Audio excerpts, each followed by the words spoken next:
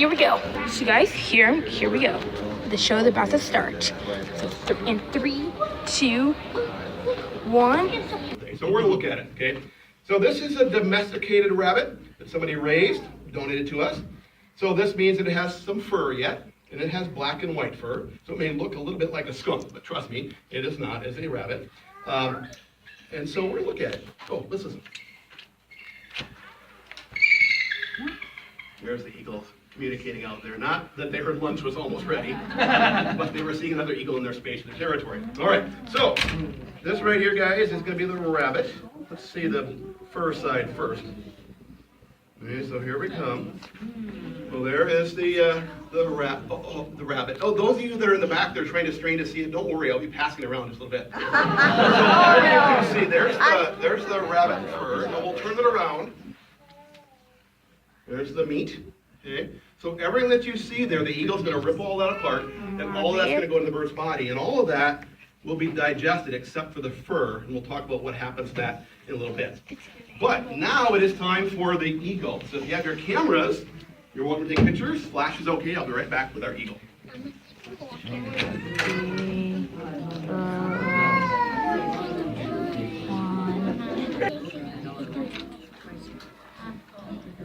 Sorry, you might want to turn your cameras off. The next, get your cameras ready, it's just about ready to come in. Colombia is a 16-year-old bald eagle who unfortunately was hit by a vehicle. But when she was hit by a vehicle, she also had lead in her system. We're going to talk just a little bit how just a very small piece of lead can kill an eagle in just 4 to 5 days. Did not kill her, but lead does affect the neurological side of the brain. So Colombia is the type that often requires 2 handlers in the room. You never know what might happen with Colombia. But this is Colombia, so she's been brought in today here. We're going to put her right up in the perch. Colombia is that eagle that we were talking about, and then Anna is the human here, who is our naturalist and educator and eagle handler for the day. And so at some point here, when Colombia feels comfortable, Anna will be offering Colombia that food. And as we were talking about before, everything that you see her swallowing will all be digested except for the fur. The fur will be the only things that are undigestible. But when we give them chicken bones as big as my thumb, for example, those bones will be digested. In fact, look at this right here, guys. This right here, this is what we call our bon appetit tray. I told you it wasn't getting better, guys. All right, every single bone on there, all those fish bones, that chicken leg bone, all of that would go to that bird's body, and all of that would be digested. That's why while you've been here today, folks, I hope you have seen the display that'll show you how small a piece of lead could kill an eagle. Right above my finger, right below the arrow. Size of piece of lead that could kill an eagle in just 4 to 5 days. A couple of years ago, guys, we had 18 eagles that were injured and brought here, and of that 18, half of them were euthanized because of lead poisoning. There was nothing more that could be done for them. We see an increased number of eagles coming in right after the deer hunting season. Hunter will shoot a deer, gut the deer, throw those gut piles out there, thinking that they're doing a favor for that predator to find. But the eagle's got eagle eyes. They're going to find that. They feed on that. Any fragments of lead into that small, that eagle may die. So we encourage your hunting friends to cover those gut piles up. Then the eagles can't see them. They have a poor sense of smell, can't see it, can't smell it, can't take advantage of it. We'd ideally like for them to switch to copper or some alternative other than lead, but at least covering up will be a good start. We also see eagles coming in dying from lead sinkers and lead jig heads in our tackle boxes as well. I remember this eagle very well. It's about 11 years ago. It was the very first eagle that I had the honor of taking care of. Okay? About an hour and a half after getting here, though, it had passed away. Okay? Upon examination, this was the lead sinker right there that eagle had swallowed. Okay? So the line broke, fish swam away, eagle then caught that fish, ingested that, including that sinker or jig head right there. That is what killed that eagle. So when you talk to your friends, folks, about getting the lead out of tackle boxes and ammo boxes, what I want you to do, folks, is take a penny out of your pocket. Okay?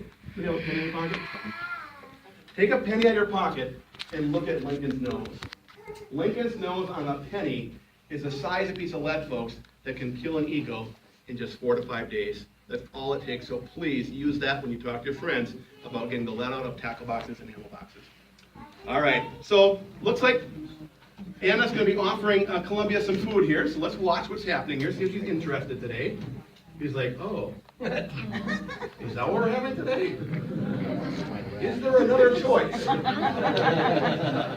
Something else I'd maybe like a little more.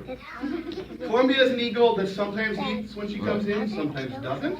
But this is an eagle, folks, that has been here for many years. She's kind of getting to know that routine, right? She knows we do programs every single day at 11, 1, and 3, right? So sometimes you bring her at the 11 o'clock, she's like, yeah, I'm not all that hungry. I think I'll wait till the 3 o'clock.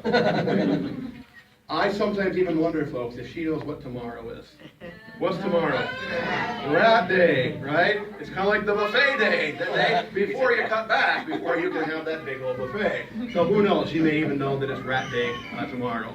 All right. So we'll kind of keep watching her. But we learned earlier today that the average female bald eagle around here would weigh about how much, Cooper? 11 or 10 to 12 pounds. 10 to 12 pounds. Good job, bud. Yeah, that's the average female around here. The average male around here, class, would weigh about how much? 8 to 10. Very good. Now, in the other room, if you met our other eagles, you met Washaka. Washaka is a male bald eagle from Florida. He only weighs about 6.5 pounds. But in Florida, where it's warm, he doesn't need that extra body mass that we need in Minnesota right here to handle the colder temperatures. It's a bit smaller in size. Conversely, an eagle comes from northern Canada or northern Alaska. A female there may weigh 14 to 16 pounds. So what I want you to do after class, folks, is go look at Colombia in the other room, and then look at Washaka, who weighs about 6 pounds. Put those two birds together, you have the approximate size of a female bald eagle from Alaska, where you need that extra body mass. All right, anybody have any questions while we're waiting for her to decide whether she's going to eat or not? But do you have any questions? Not if there's leftovers, we know that. Anybody else have questions? Do they mate for life? Very good question. So do bald eagles mate for life? What we prefer to say, ma'am, here is that the eagles have a strong nest site fidelity. I don't just mean here, but in general, ornithologists, birdwatchers would say this as well. They have a strong nest site fidelity, meaning they keep coming back to the same nest site year after year. Let's back up a little bit, okay? Let's say you're a pair of eagles right now nesting up in northern Canada, up near Hudson Bay, for example, up near Otter Lake, okay? You're up there raising a family right there right now, and when fall arrives, you're going to need to migrate. When you migrate, mom and dad don't migrate together, okay? The kids don't migrate the family. They all migrate individually, okay? They don't go to the same areas to spend the winter either. Maybe the male comes to Wabasha, the female goes to Dubuque, and one of the kids goes to St. Louis, the other one goes to Mason City, okay?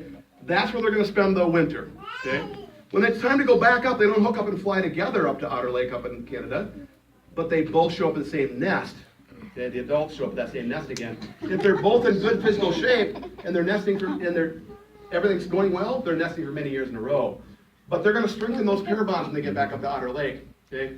They're going to do some courtship rituals. One of them is called the cartwheeling display. It's where the male and female will fly several hundred feet above the nest, couple hundred feet maybe. They'll fly in midair and grab each other's talons. They'll then lock talons and then tumble end over end in cartwheel fashion. And it's theorized that in this process, because they're holding onto each other's weapons, they're able to determine how strong that bird is. If that bird is strong and a good flyer, that means that you're going to be a good bird to mate with and raise a family with. You're strong at the top of your food chain. So that's one of the things that they'll do. The other thing that they'll do is they'll add more and more sticks to the nest. Maybe some of you saw the replica of the nest out there we have. That's